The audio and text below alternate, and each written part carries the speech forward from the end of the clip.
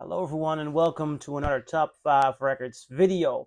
And today I'm going to be ranking all the albums by The Doors. All the studio albums, that is. Because the last couple of months I took a closer look and made separate videos about these albums. So if you want to hear more with regard to a certain album, please take a look at my channel. But now, without further ado, I'm gonna rank all 9 studio albums. And I'm a little bit in doubt with the position of number 9, because at number 9, I'm putting Jim Morrison and the Doors, An American Prayer. And I do not have a copy of that record to hold up. I listened to it digitally, even in doubt whether to include it in this video. Would we consider that a music album? Because what it basically is, it is a recording of Jim Morrison reading his poetry, and the surviving members by the Doors later on provided it with music. Honestly, I do not dig it at all. I think it's a travesty, and I think it is so obvious what is going on here.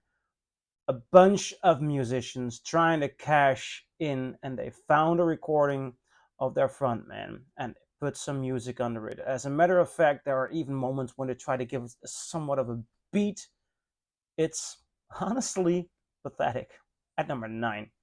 At number 8, another post Jim Morrison album. Here, The Doors, Other Voices. And though a lot of people are angry or upset that the members of the Doors continued after the passing away of Jim Morrison, I do understand it. Listening to this album, I do not think they did a great job, but you do hear that they are good musicians. The circumstances of this record explain a lot. They went into the studio when Jim Morrison left for Paris, and they decided to start work on a record which they thought would eventually be sung by Jim Morrison. So they had good hopes, but during good hopes because Jim would return and he would be their vocalist. But then suddenly he passed away in Paris. And the record company said, yeah, well, you're still on the contract, you're working in the studio, no reason to quit. Well, there's a very good reason to quit because your frontman just passed away. But they were, of course, struck back. Who expects one of their colleagues or friends to pass away at 27?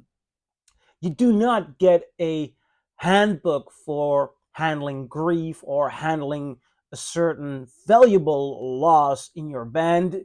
You just do not know. And when people then ask you to continue, and obviously you must be loving the songs you're working on, so they continued.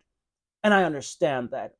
The result, however, is one of their weakest efforts. As a matter of fact, their weakest serious album. I did not dig it. Though I do not think it's a horrible album, they still remain skillful musicians, and that is for anyone to hear. At number 8, The Doors, Other Voices. At number 7, another easy pick, though I'm a lot more positive on this one than on Other Voices. It's the other Doors post Jim Morrison record, Full Circle. Made, I believe, a year after Other Voices. I think you can hear that the band members here are a lot freer. They are very creative, and they are even playful. Not just playful because this record contains the song The Mosquito. No me moleste mosquito. No me moleste mosquito. I just love that song. I think it's I think it's so much fun. And you hear fun, but also in the psychedelic influences, in the jazz influences, in funk, in a grandiose influence here. On this album, you can hear that if the Doors would have went with a different name, there might have been a potential career like New Order had after Ian Curtis passed away and they were named Joy Division. They decided to go in a different direction, and these musicians were skillful, creative enough, and had enough to say to start a good career for themselves. The thing is, the Doors, listening to this album, might have had that potential as well. As a matter of fact, they stopped making studio albums after this. Not because of the passing away of Jim Morrison, but because Ray Manzarek wanted to go into a different direction than Robby Krieger and John Densmore. So this is an album I quite like. I really, really like the Doors Full Circle. At number 7. At number 6, and this is the first one to upset people because I think a lot of Doors fans expect a certain title at 6. I'm not going to put it there. I'm going to put that one higher. This time on number 6, Waiting for the Sun. Now, I already did a video about this album, obviously, a couple of weeks ago, and then I was holding this beautiful box high, which was mastered by Bernie Grundman, and that's a very good sounding album. But after that video, I went to New York for work, I went for a record hunt, and in Brooklyn, I found the first US pressing of this album. And as good as the Bernie Grundman pressing sounds, this is just mesmerizingly beautiful. It is an awesome, great album, already just at 6. And this to me says so much about the quality of the Doors. When they were together in their full group, they were constantly releasing great studio albums. Waiting for the Sun is at 6. And it opens with Hello, I Love You. Very good song. Then Love Street. I really like the romance and the creaminess. Can I call it creamy? Not in the sense of the band Cream. No, I'm just going to throw in a taste, a kitchen, a food taste. I think Love Street is a creamy Door song, and I love that. I think it's so great. The Unknown Soldier. That has always been one of my favorites because The Unknown Soldier, in this beautiful, almost staccato way, it tells this story. And Jim Morrison is a good storyteller. It's almost as if he's, in a certain way, although being the narrator, it's as if he gets into the head of the soldier as well. And I really enjoy the way it's being told, the instruments, and also the perspective Jim Morrison takes and the emotional outburst he has. Breakfast where the news is read, and the way he shouts that. And side 2, Spanish Caravan, take me, Spanish Caravan. I think a lot of these songs have some of the best melodies by Jim Morrison. Ending this record up with 5-1. Yeah. Now that I'm talking it through, I understand it if people call me insane for putting this on the 6th spot because it's a masterpiece. But nevertheless, I'm going to move towards the 5th spot because I really want to make a statement and I really think it's time to re-evaluate this album. The Doors, The Soft Parade. Yes, this is at the 5th spot and it deserves there. This record has gotten bad critics reviews back in the day, and somehow still it has not been fully accepted by a lot of the Doors fans. But hear me out.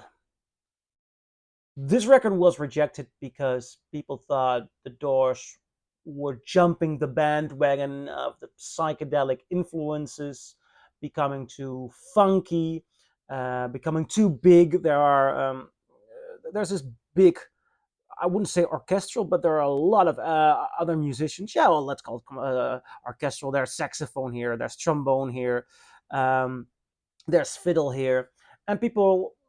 The most common response was, they're not the Doors anymore. They're selling out towards the new Sergeant Pepper ideology.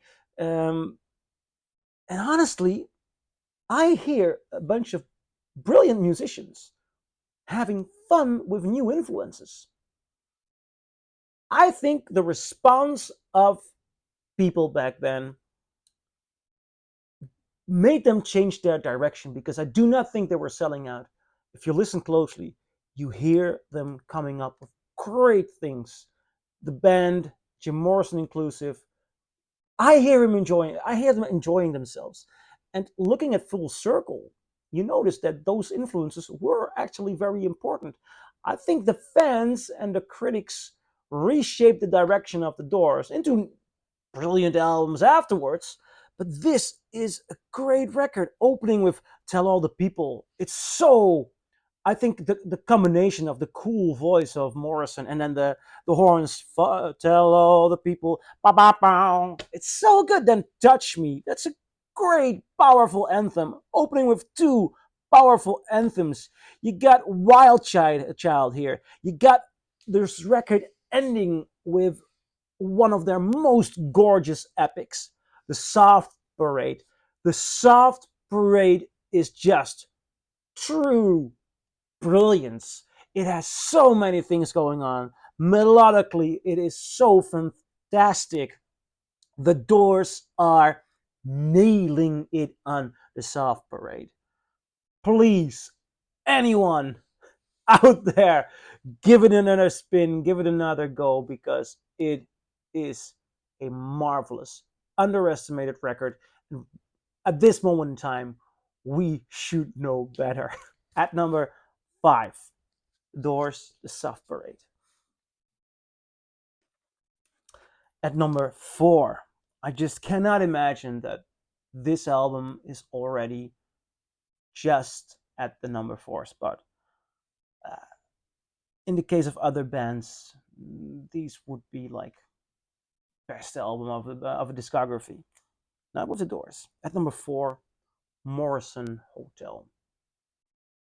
Morrison Hotel was their return to form after the commercial and I'm not gonna say artistic failure, but the let's say the failure of the fans. I know I'm walking a thin line right here. Um, After they were forced back. Now I'm going to sound like Donald Trump. They were forced back to make blues rock. They did not want to, but they were very good at it. But they actually no.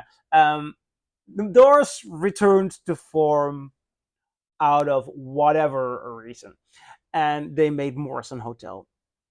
And this is just such a true gem of an album. It has two sides. The Morrison Hotel side. I believe this was a hotel they found while touring or on the road and thought, oh, that's a nice cover. And on the back side, you have the Hard Rock Cafe. So side one is the Hard Rock Cafe side, and side two is the Morrison Hotel side. There's a different tone on both sides, which is very fascinating. It opens with Roadhouse Blues. That's just great. I mean, great song, Roadhouse Blues. Opening. Then Waiting for the Sun. Waiting for the Sun is also another Doors masterpiece. It has Peace Frog, it has Ship of Fools, and side two, Indian Summer.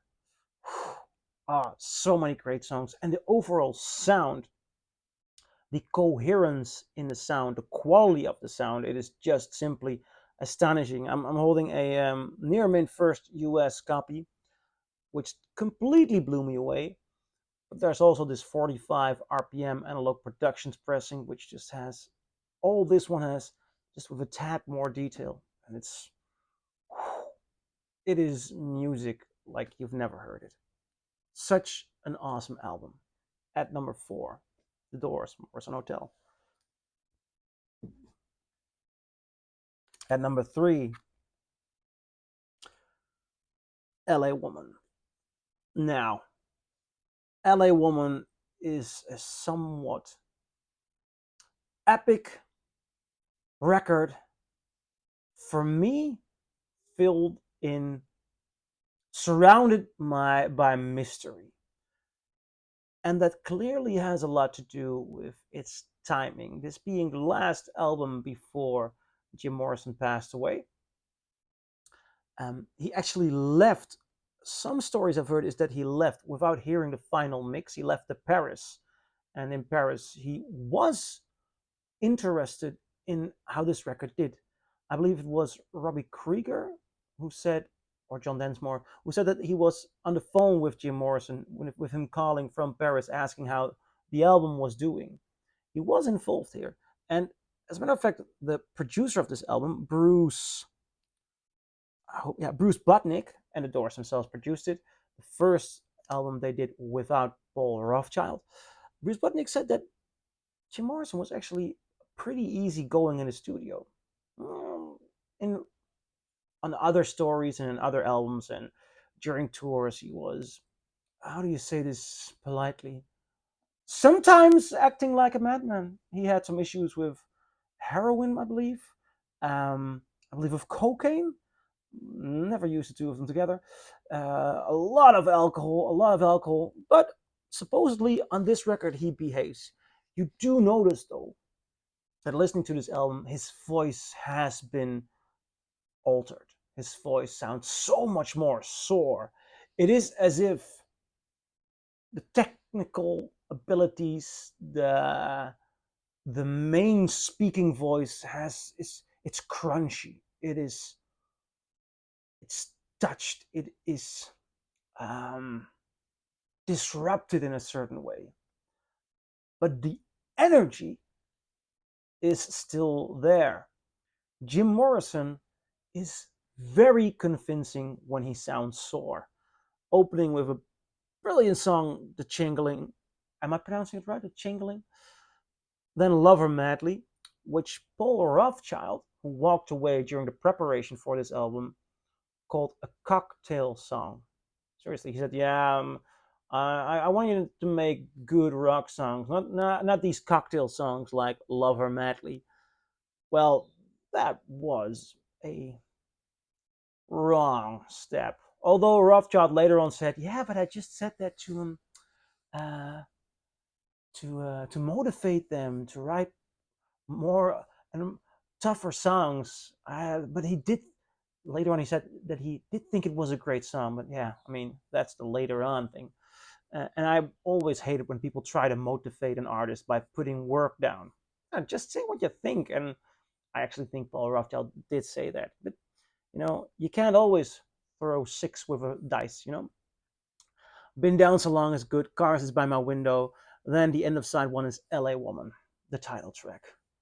I mean, that song.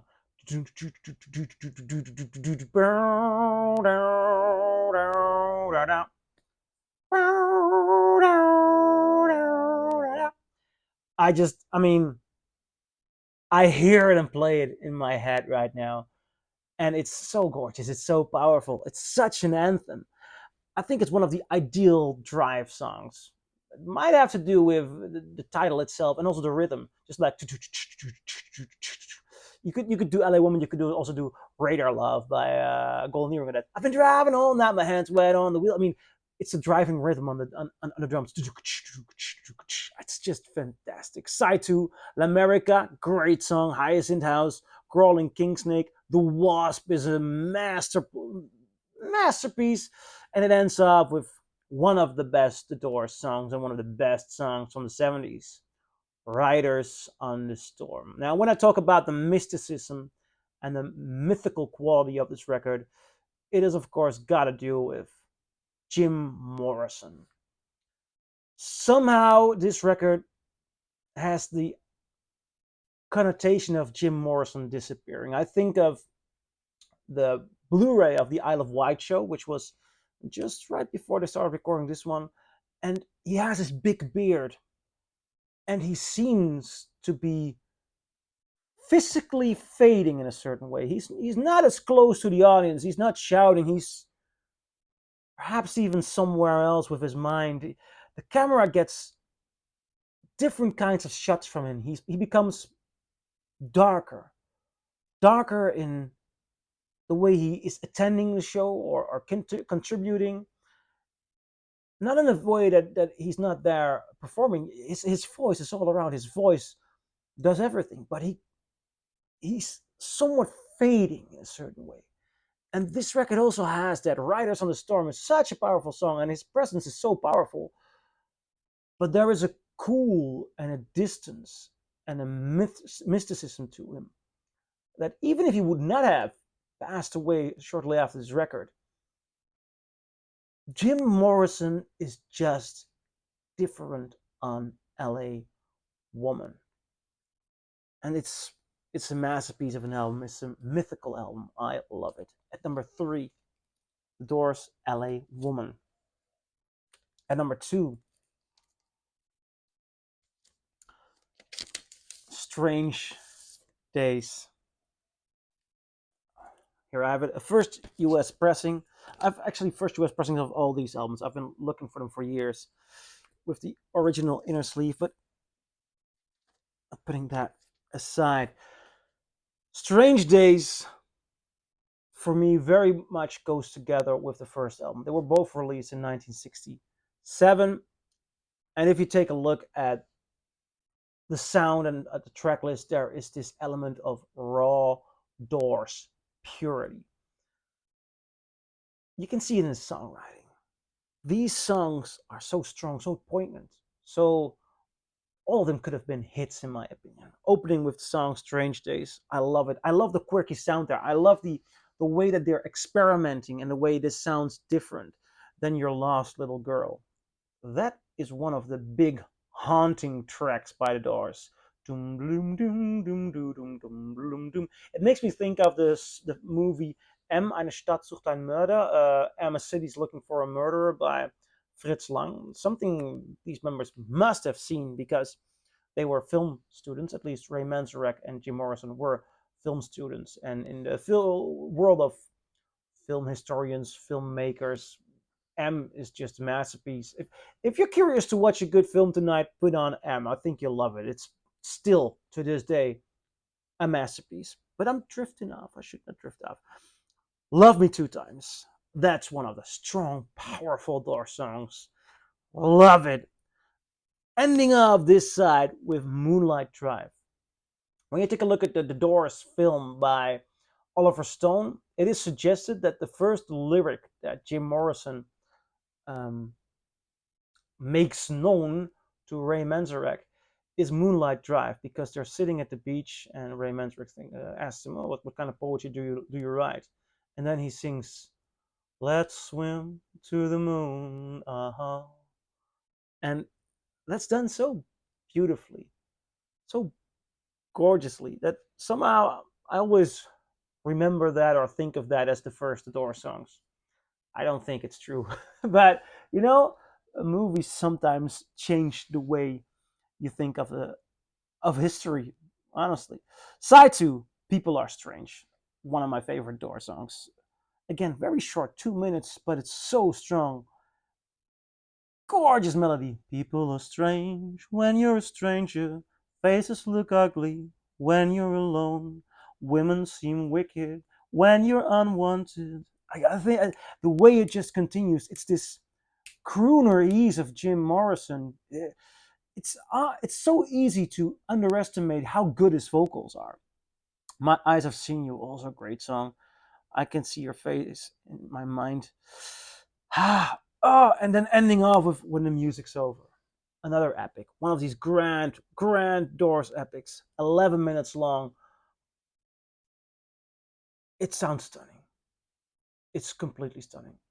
I love this album. At number 2, The Doors, Strange Days. I'll put this neatly back. Because sometimes with these US pressings, I put the inner sleeve and the vinyl on the back side. So, because the thick cardboard is easy to get torn, so I don't want to put pressure on that.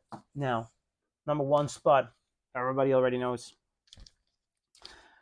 It's the first Doors album, self-titled. And what I'm holding here is a first US Monarch pressing on the gold label. Got the label outside. Yeah, you can also see the label here. On the gold stamp label. It's not per se my favorite pressing, but it's in the top 2. This record, even if you just take a look at the cover,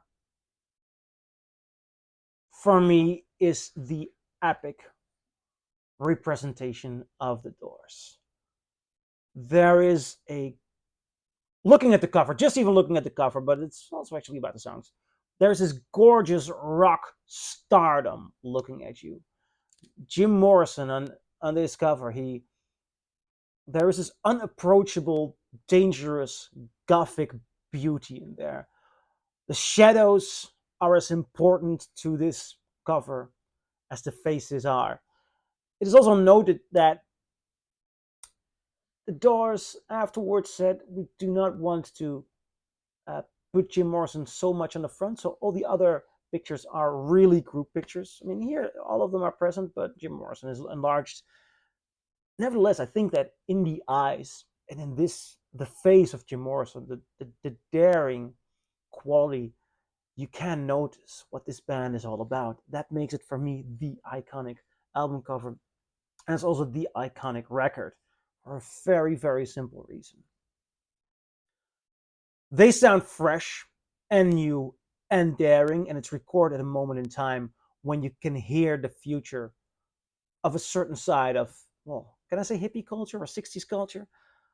And also, very simple, basic element here, songwriting. This record has 11 songs, and almost all of them, no, all of them are deep cuts. All of them, a lot of them are hits, and the others have hit potential. These are the songs. Before I listened to this album, I knew all those songs because they were on all the compilations and best ofs, and you heard them in movies. Let me talk you through them. Break on through.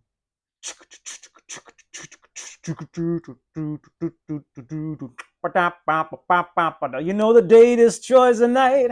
Night divides the day. Try to run, try to hide. Break on through to the other side. Break on through to the other side. Yeah, I mean, you just need so little to immediately get the song come to you. There's so much power. There's so much great melodies. It's so tempting. It is so unbelievably lovable. After that, you go towards the song Soul Kitchen, which is also beautiful. The way Morrison erupts during the song, it's lovable. The Crystal Ship is so much more dreamy, gorgeous song. Then 20th Century Fox, again, a banger, rough, hard rock blues elements there. But it's not fully blues rock, it's not fully hard rock, it's completely the Doors. Then the Alabama song, the Whiskey Bar, which they did not wrote. It's a Bertolt Brecht Kurt Weill song. So it's from the 20s, I believe Berlin 20s or Berlin 30s.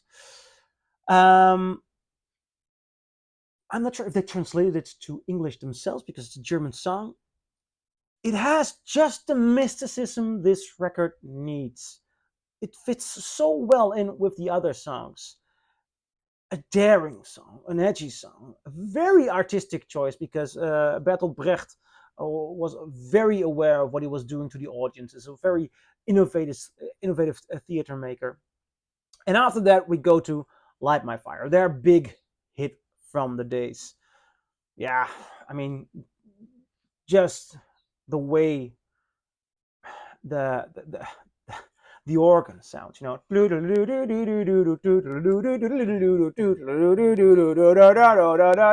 mean, I think everyone can just hum that intro. Magical song, so used so often, never gets boring. Side 2, another cover, by the way, a Willie Dixon cover, Backdoor Man. That's a true blues song. And the Doors did it better than I've heard. And I love Willie Dixon. I truly love Willie Dixon. But I have to admit, they do it better than Willie Dixon. It's just the way the layers they add. Also, I believe they do slight changes in the chord structure because if I play the Doors version, there are so many more different chords than when you listen to the original or when you try to play the original. Very inventive. They were a very creative, artistically high band. I looked at you. Next song, great song. End of the Night. It's something about the guitar there. End of the night. Another one of those dreamy quality songs that lures you in. love it. Take It As It Comes, not a short banger. And then my favorite Doors song, The End. The End is one of my favorite songs of all time. I was very scared of flying when I was 17 years old, and I would go into a plane for the first time, and I thought, little did I know, obviously, I thought, I'll put The End in on my on my on my MP3 player then, because if the plane goes down, that should be the last song I listen to. I was so in love with that song, and I still am. It's undescribable. The story Jim Morrison takes you in. It's almost like it makes me think of Dostoevsky, the Russian writer, and not the book The Idiot, but the book Crime and Punishment. It's as if Jim Morrison has his own interpretation of that and walks you into that with this beautiful gothic tale. At number one, The Doors' self-titled first album. Now I'm so curious, what do you think? Do you agree? Do you disagree? Leave a comment below, and I'll see you in my next video.